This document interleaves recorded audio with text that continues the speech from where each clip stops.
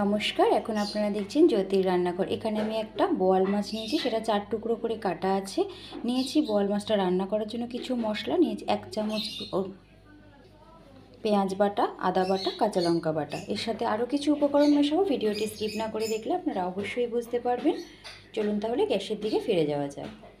গ্যাসে কড়াই বসিয়ে দিয়ে দিয়েছি সর্ষের তেল। তেলটা গরম হচ্ছে, খুব ভালোভাবে গরম হয়ে গেছে। গ্যাসের ফ্লেম একদম কমিয়ে দিয়ে আমি এবার মাছগুলো একে একে দিয়ে দেবো এখানে। মাছটায় কিন্তু যেহেতু একটাই কাঁটাওয়ালা মাছ, এই মাছটা কিন্তু খুব ফাটে এবং গায়ে আঁশ নেই, তাই জন্য একটু দূর থেকে ভাজবেন, ঢাকা দিয়ে ভাজবেন। মাছের একটা পিঠ বেশ সুন্দর ভাজা হয়ে গেছে, এবার আর একটা পিঠে উল্টে দিয়ে একইভাবে লাল লাল করে ভেজে নেব। মাছের দুটো পিঠই খুব সুন্দর ভাজা হয়ে গেছে, এবারে আমি তুলে নেব। তুলে নিয়ে লেজটা যেটা বাকি আছে মাছের, সেটাও ভেজে নেব। এবারে দেখুন, এখানে কেটে রেখেছি একটা আলু, একটু পাতলা পাতলা করে। গ্যাসের ফ্লেমটা মিডিয়ামে রেখে লাল করে আলুটাও ভেজে তুলব। আলু লাল করে ভাজা হয়ে গেছে, তেল ঝরিয়ে তুলব।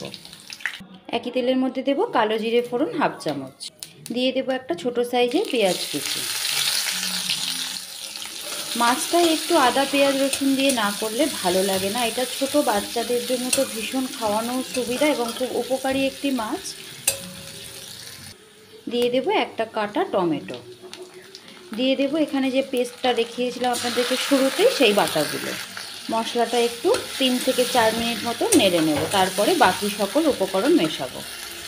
নিয়েছি কিছু গুঁড়ো মশলা, আছে গুঁড়ো হলুদ, কাশ্মীরি লঙ্কার গুঁড়ো, ধনে আর জিরের গুঁড়ো, নুন। সামান্য একটু জল দিয়ে গুলিয়ে দেব, তাহলে মশলাটা খুব ভালো কষা। এবারে মশলাটা তেল ছাড়া পর্যন্ত অপেক্ষা করব। বাটিটা ধুয়ে একটু জল দিয়ে দিয়েছি। এই সময়টা একটু হাতে সময় নিয়ে করবেন।